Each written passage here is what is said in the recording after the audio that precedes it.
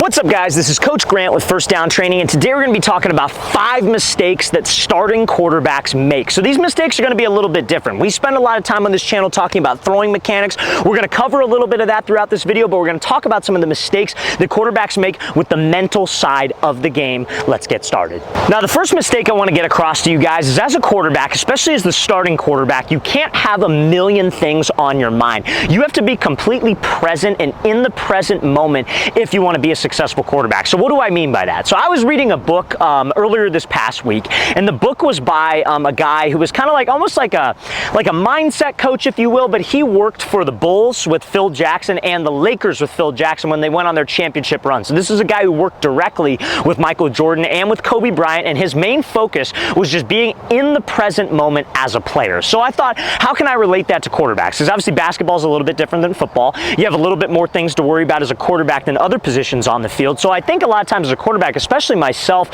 when I was a younger player, I didn't see a lot of success when I would come up to the line of scrimmage and I'm worried about, okay, is the line going to block? Oh, that's a really good defensive lineman. Oh God, what if my receiver drops the ball? Is he going to run the right route? He ran it wrong in practice. That's honestly out of your control. The only things that you can worry about are the things that are in your control. So as a quarterback, you need to simplify your job on every single play and just be in the present moment, because they call that like flow state. For those of you that maybe are familiar with that, that means when you're not really thinking and you're just flowing and you're just executing your job. And when you look at all top quarterbacks, they all have that. Like, look at Patrick Mahomes, for example, right? Like, being in that like flow type state where you're only worried about your job and what you can control is what allows you to make those types of plays, because you're just reacting and you're just playing football. He's obviously done the groundwork, and I'm assuming if you're watching this channel, you train a lot. You work on your mechanics, your arm strength, throwing on the run, pocket movement stuff. But to get that to translate into a game, you can't be trying to make those plays. You can't be pressing to make those plays. It's a reaction. You drop back, you're getting pressure, you give a move. I guarantee you, Patrick Mahomes is not thinking, okay, I'm going to throw a sidearm. He just has a guy in his vision, and he's going to throw around him to get him to the receiver to execute his job. As a quarterback, your job is very, very simple. It's not, I wouldn't say it's simple, but you want to try to simplify it the best you can. Come up to the line.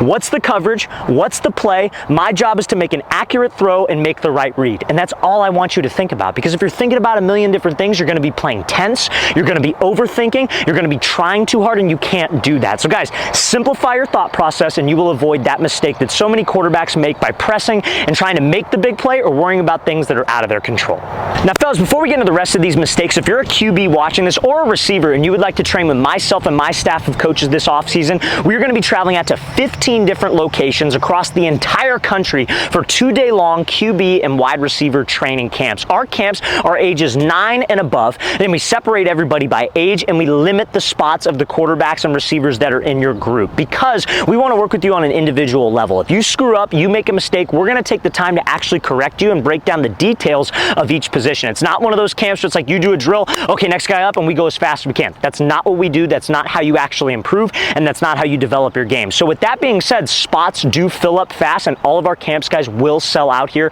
within the next couple of months, and we won't have any more availability. So guys, go to that very first link in the description below. That is where you can get the information, and that is where you can sign up. Our first camp is going to be in San Francisco, California. We only have about 10 spots left, and then we're going to be coming to Orlando, Florida, Phoenix, Arizona. Same thing. We have about 10 to 12 spots left in those 2 camps as well. Then we'll be heading out to Columbia, South Carolina. After that, we'll be going to Seattle, Washington, Oklahoma City, Oklahoma, Nashville, Tennessee, Milwaukee, Wisconsin, Austin, Texas, Atlanta, Georgia, Denver, Colorado, Columbus, Ohio, Boston, Massachusetts, Salt Lake City, Utah, and finishing it off in Los Angeles, California. So guys, we'd love to have you there. Very first link in that description below. Let's get back to this video.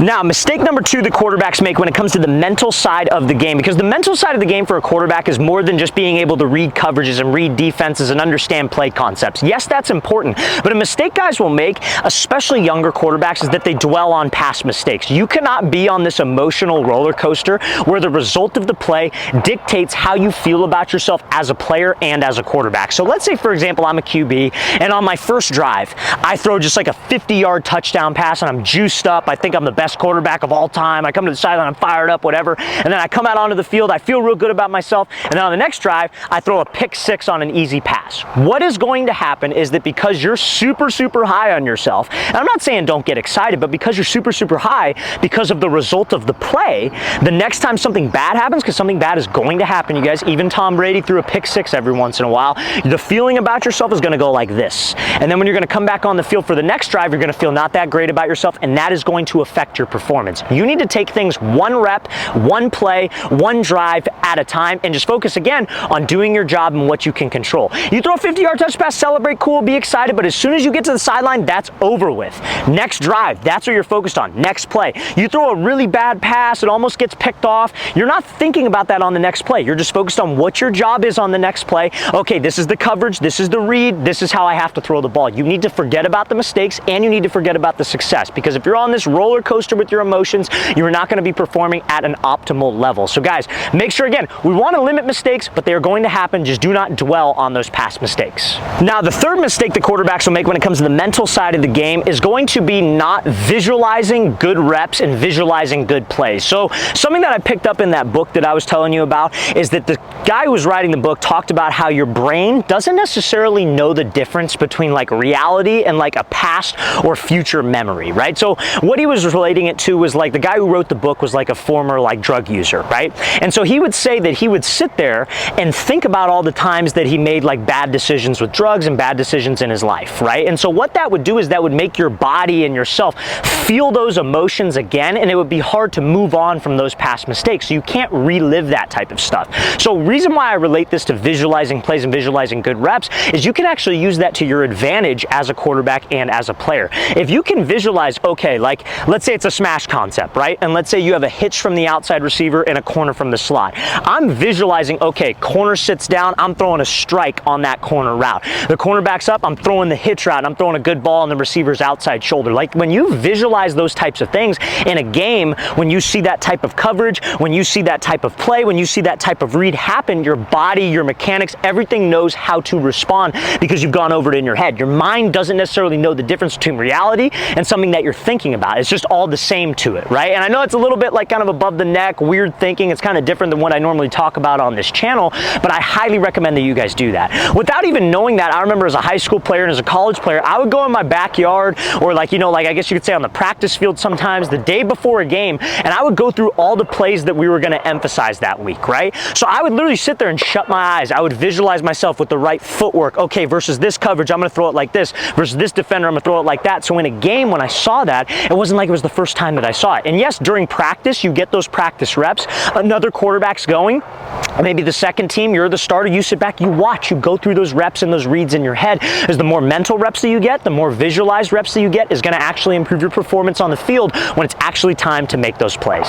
So fellas, now let's talk about some physical mistakes. The next two mistakes that we're going to be going over are physical mistakes that quarterbacks will make with their mechanics, especially as a starting quarterback. So the first one, you guys, is going to be throwing while getting hit. So this is, again, something that's out of your control. But what happens is a lot of quarterbacks, when they're in the pocket and they know they're getting pressure, we've all been there before, you guys, like the A gap, the center guard does something completely wrong, you got a guy unblocked, but you have a receiver open. One of the common mistakes that a lot of quarterbacks will make when they're getting pressure and they have to throw while they're getting hit is they will tense up, right? So they see this hit coming, they see this defender coming at them, linebacker, defensive end, whatever, and they tense up and they short arm their throw and they bail out of the throw because they're not ready to take a shot.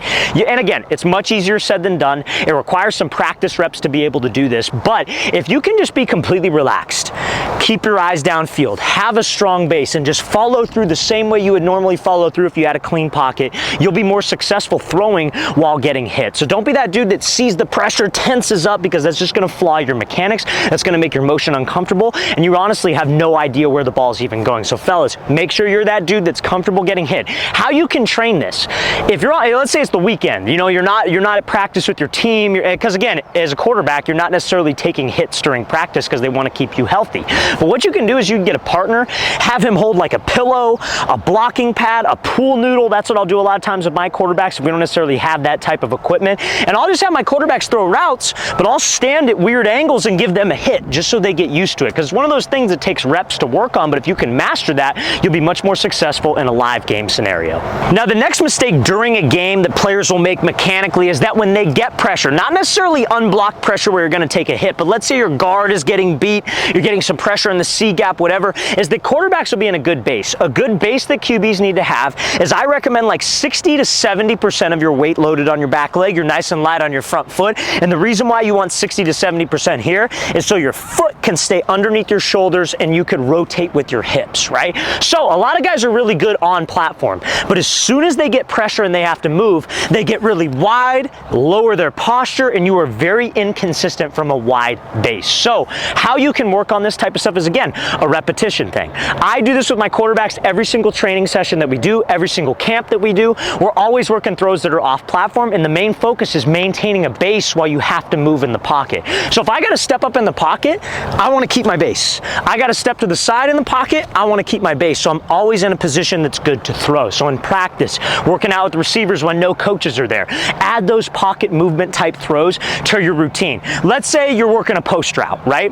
I would throw 2 reps, like let's say we're working the left, 2 reps where I'm just taking a 3-step drop, I'm on platform and throw, because you will have to do that, especially as a high school quarterback. But then I'm going to work 2 reps where I take a drop and I got to move and throw. And I'm working on keeping a base the entire time to build that muscle memory, so in a game when I get pressure, I can be more consistent at extending the play, not just being a single read or first read quarterback. And again, if you're a guy that wants to play at the next level in college football, they want to see that out of you.